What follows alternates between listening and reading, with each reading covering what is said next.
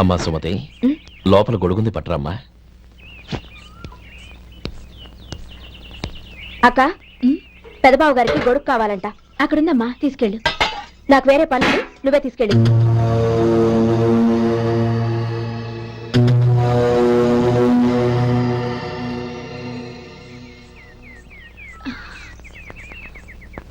బావగారు, ఇదిగోండి గొడుగు.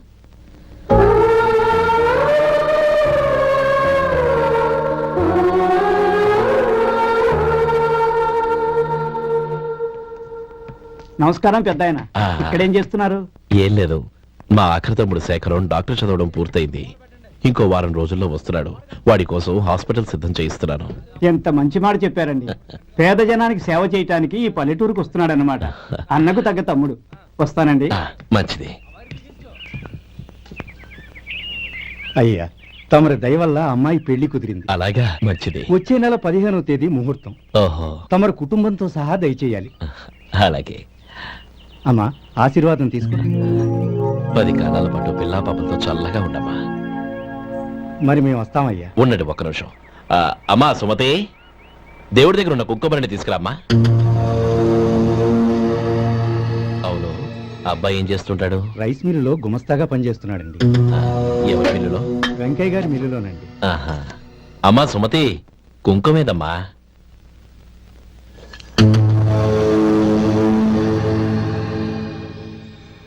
అన్నయ్య,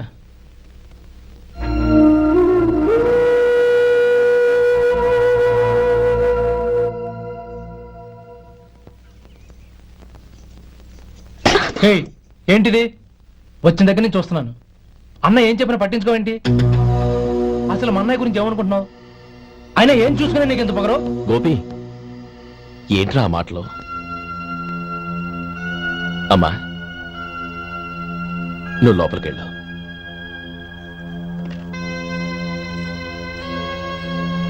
రే గోపి, కొత్త కదరా, ఎందుకలా కంగారు పెడతావు?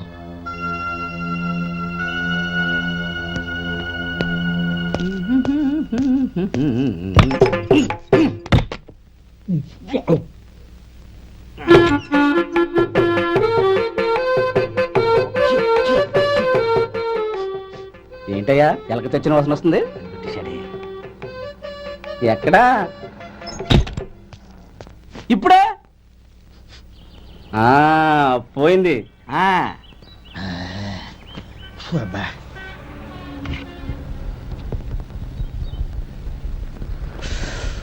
ఏమయ్యా, కాలు ఇలా ఊగుతూ ఉంటే టిఫిన్ ఎలా చేసేది? నా కాలు ఊగడానికి నువ్వు టిఫిన్ చేయడానికి ఏంటి సంబంధం? నేనంటుంది నీ కాలు గురించి కాదయ్యా, మరి ఈ కాలు గురించి. ఆ ముక్క ముందే చెప్పొచ్చుగా. ఉడతలో పిగేసిన తాట్యంకలాగా బొచ్చు నువ్వును. ఒరే సొంటి, ఆడి కింద ఒత్తిట్టు. అలాగే.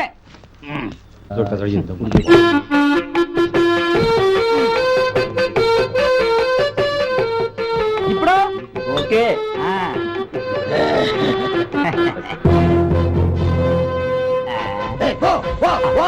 ఎన్నిసార్లు చెప్పాలి నీకు?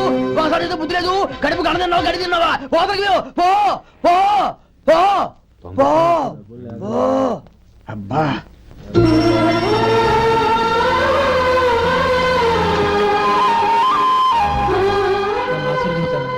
భగవంతుడు నిన్ను చల్లగా చూస్తాడు.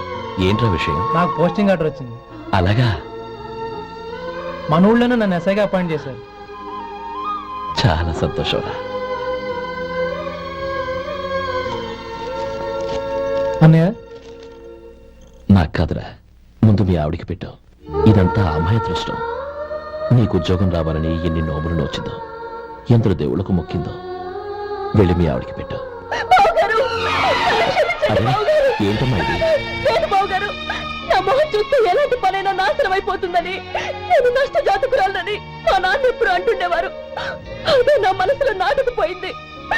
ఆ రోజు మీరు కుంకుమ భరిని అడిగినప్పుడు శుభమా అంటూ పెళ్లి చేసుకోబోయే ఆ పిల్లకి నా చేతులతో కుంకుమ ఇచ్చానంటే ఎక్కడ శుభం జరుగుతుందోనని భయపడ్డానండి. అందుకేనండి మీరు బయటకు వెళ్తూ గొడుగు అడిగినా ఇవ్వకపోవడం, ఏమో రాకపోవడం. అంతేగాని నా బతుకులో వెలుగు నింపిన మిమ్మల్ని అవమానించేంత దుర్మార్గురాలి కాదండి. ఏంటమ్మా ఇది? చిన్నపిల్లల లేదండి, నాకు అదృష్టం ఉందని, నా పూజకు ఓ విలువ ఉందని మొట్టమొదటిసారి అంది మీరే. ఈ క్షణమే నా ప్రాణాలు పోయినా పర్వాలేదు బావగారు, ఆ ఒక్క మాట చాలు. ఊరుకో. మంచి చెట్లకు మనుషులే కారణమైతే ఇక గుళ్ళెందుకు దేవుళ్ళెందుకు? పిల్లెదురొస్తే అశుభమని, నక్కతోక తొక్కితే శుభమని అంటారు. అలా అయితే అందరూ ఇళ్లలో నక్కల్నే పెంచుకోవచ్చుగా. అలా ఎందుకు చేయరు? మంచి చెడు అన్నది మనుషుల మనసుల్లో ఉంటుందమ్మా, ఆశీర్వదించే చేతుల్లో కాదు. ఇక మీదట నేనెప్పుడూ నీ కళ్ళలో నీళ్లు చూడకూడదు, సరేనా? రే, అమ్మాయికి తీపి తినిపించు.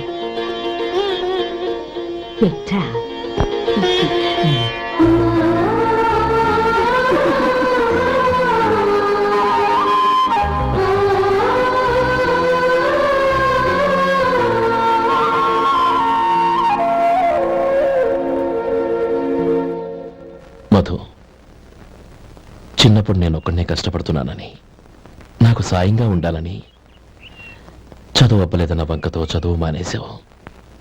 ఇప్పుడు నీ తమ్ముళ్ళిద్దరూ అభివృద్ధిలోకి వచ్చారు. మరుదులిద్దరికీ మంచి ఉద్యోగాలు వచ్చాయి. తన భర్త మాత్రం అలాగే ఉన్నాడని నీ భార్య బాధపడదు. చూడు మధు, చదువుకున్నోళ్లే వృద్ధిలోకి రావాలని ఏమీ లేదు. కృషి పట్టుదల ఉంటే ఎవరైనా ఏదైనా సాధించొచ్చు. నీకు తెలివితేటలున్నాయి. నువ్వు తలుచుకుంటే కానిదంటూ ఏదీ లేదు. పైగా నీకు సాయిగా మేమందరం ఉన్నాం.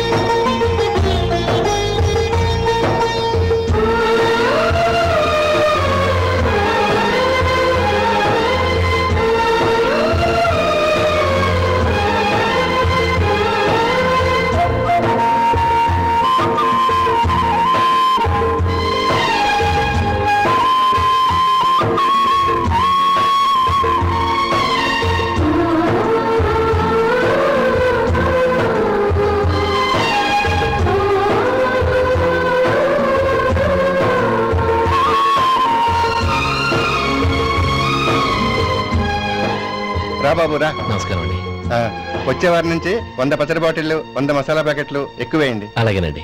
మార్కెట్ లో మీ ప్రొడక్ట్స్ కి మంచి పేరు వచ్చింది. చాలా సంతోషం అండి. వస్తానండి. Best of luck.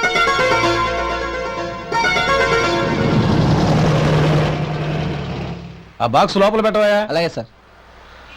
ఇక మీద మీ ఆర్డర్లు సగం వేయండి, సరిపోతుంది. అదేంటండి? మీ పచ్చళ్ళు అమ్ముడుపోక చాలా స్టాక్ అలాగే ఉండిపోయింది. ఇప్పుడు అందరూ రుచి పచ్చళ్ళు రుచి మసాలానే అడుగుతున్నారు.